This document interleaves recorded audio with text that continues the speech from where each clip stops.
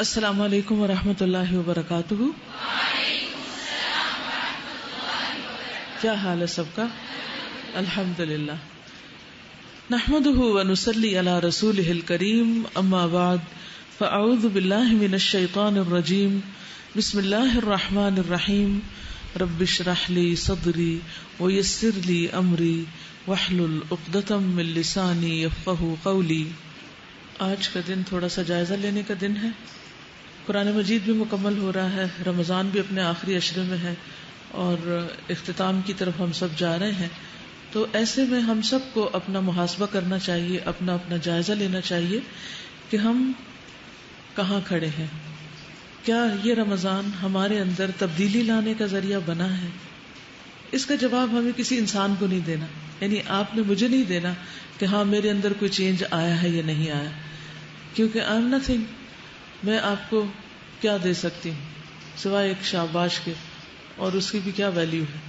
تو آپ اپنے آپ کا محاسبہ خود کریں اور خود کو خود نمبر دیں کہ آپ میں کون سی اچھی عادات اس رمضان میں پیدا ہوئی ہیں اور کن چیزوں کو چھوڑنے میں آپ کامیاب ہوئے ہیں، اور کون سی چیزیں ایسی ہیں جن کو آپ ابھی تک بھی نہیں چھوڑ سکے اور ان کے لیے آپ کیا اسٹرگل کر رہے ہیں. کیونکہ کسی بھی کام کے کرنے کے بعد خود کو ایویلیویٹ کرنا بہت ضروری ہوتا ہے کہ ہم نے جو محنت کی، جو کوشش کی، وہ کس حد تک کامیاب رہی، اس کا کتنا فائدہ ہوا. تو دو طرح سے یہ ایویلیویشن کریں گے. ایک آپ یہ دیکھیں گے کہ حقوق اللہ میں کیا بہتری آئی ہے، دوسرے حقوق العباد آپ کے کتنے اچھے ہوئے ہیں. نمبر 1، کوئی روزہ بغیر عذر یا بیماری کے تو نہیں چھوڑا. فرض نمازوں کو وقت کی پابندی کے ساتھ ادا کیا. یہ چند ایک کوشچنز ہیں، مزید آپ خود بھی بنا سکتے ہیں. قیام اللیل اور تراویح کا اہتمام کیا. تلاوت قرآن پاک اور اس کے معنی میں غور و فکر کیا. کیا ہر حال میں اللہ تعالیٰ کا ذکر کیا، یعنی کیا آپ کا ذکر رمضان سے پہلے کی نسبت زیادہ بہتر ہوا ہے، یا کم از کم اس کی ضرورت اور اہمیت کا احساس آپ کے دل میں اجاگر ہوا ہے. اور کیا آپ یہ سمجھتے ہیں کہ آئندہ زندگی میں آپ انشاءاللہ والذاکرین اللہ کثیرا والذاکرات میں شمار ہوں گے. عام اوقات کے علاوہ خصوصیت سے قبولیت کے اوقات میں کیا دعائیں مانگی گئیں، یعنی کیا عام دنوں کی نسبت رمضان میں آپ نے دعائیں زیادہ مانگی یا نہیں. آخری عشرے کی طاق راتوں میں خصوصی عبادات کا اہتمام کیا. اللہ کی رضا کی خاطر اپنا مال اللہ کے بندوں اور نیکی کے کاموں میں خوشی سے خرچ کیا. زیادہ سے زیادہ وقت اللہ کی عبادت میں گزرا. یہ ہیں چند سوال حقوق اللہ سے متعلق اور حقوق العباد سے متعلق. کیا میں نے اپنے والدین، بہن بھائیوں اور دیگر رشتہ داروں کے ساتھ صلہ رحمی کی، اور صلہ رحمی کا مطلب ہوتا ہے ان پر مال خرچ کرنا، ان کی ضروریات پوری کرنا، ان کے دکھ درد میں شریک ہونا. اپنے گھر والوں کے آرام کا خیال رکھا. دکھی انسانوں کی غمخواری اور ہمدردی کی، یعنی جو بھوکے، مساکین اور مشکل میں لوگ ہیں ان کے لیے کچھ فکر کی، ان کے لیے کچھ دعائیں کی، ان کے لیے کچھ کھانے پینے کا انتظام کیا. بیماروں کی تیمارداری کی. گھریلو ملازمین کی ذمہ داریوں میں کمی کی یا کاموں میں ان کا ہاتھ بٹایا. جھوٹ، غیبت، بدگمانی، تجسس اور عیب جوئی سے بچنے کی کوشش کی. کسی کا دل تو نہیں دکھایا، حق تلفی تو نہیں کی، کیونکہ کسی کو اذیت دینا، کسی کو پریشان کرنا، کسی کو دکھ دینا، یہ بہت بڑے بڑے گناہوں میں سے ہیں جن کی سزا ہم پڑھ چکے ہیں کہ قیامت کے دن کس طرح بڑے بڑے بچھو اور سانپ ایسے لوگوں کو کاٹیں گے جو دنیا میں دوسروں کو کاٹتے رہتے ہیں.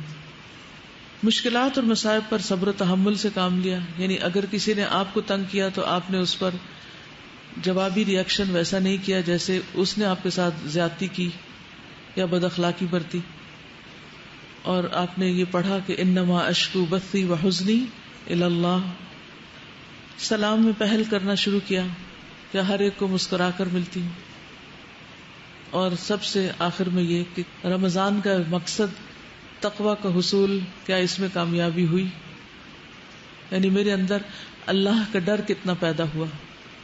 اگر تقوی نہیں آیا کچھ بھی نہیں آیا، کیونکہ تقوی ہوگا تو ہی گناہوں سے بچنے کی قدرت ہوگی انشاءاللہ.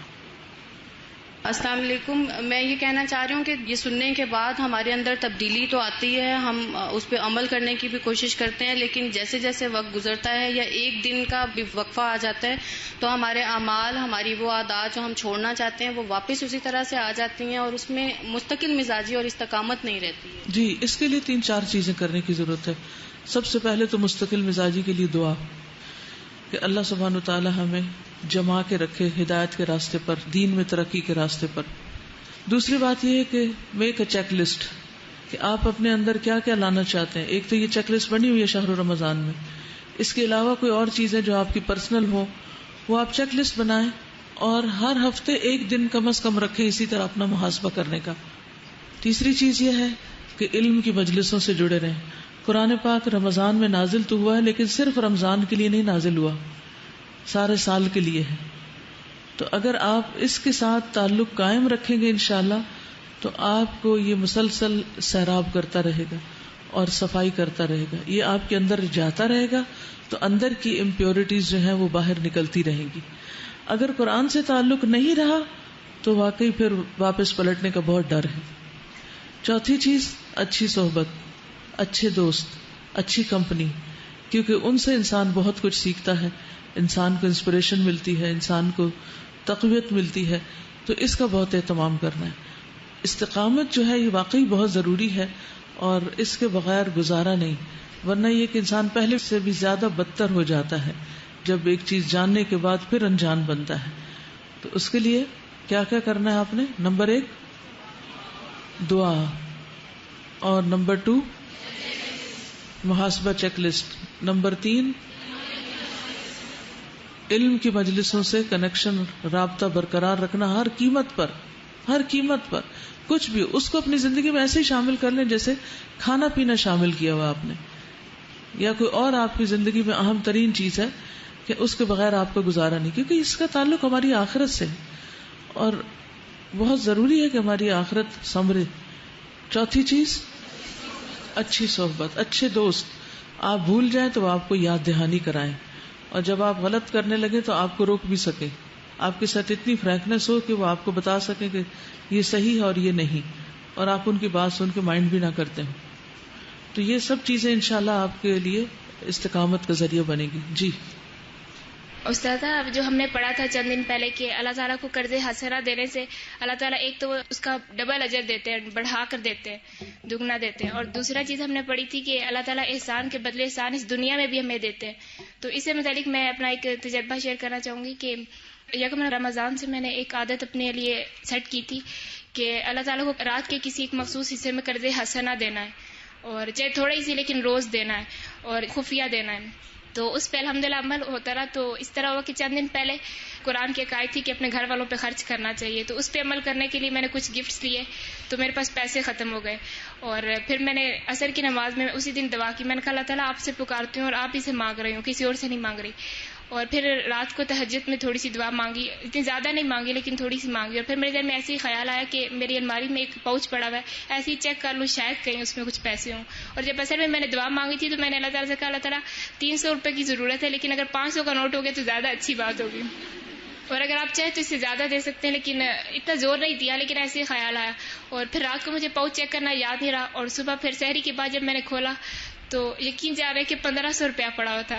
اور میں نے سوچا کہ 500 کا خیال گزرا تھا اور اللہ نے ڈبل ٹرپل دے دیا. اور جب پھر وہ ہم نے پڑھا تھا کہ اللہ تعالیٰ احسان کے بدلے احسان اس دنیا میں بھی دیتے ہیں، تو مجھے فوراً سے وہ یاد ہے اور اللہ تعالیٰ پہ بہت پیار آ رہا تھا. تو اس لیے ہمیں قرض حسنہ کی عادت اپنانی چاہیے. اللہ تعالیٰ سے اسپیسیفک فگرز میں بھی مانگنا چاہیے، کوئی حرج نہیں، کیونکہ جتنا ہم اس سے مانگیں گے اتنا خوش ہوگا، اور جتنا ہم بندوں سے مانگیں گے اتنا بندے ناراض ہوں گے.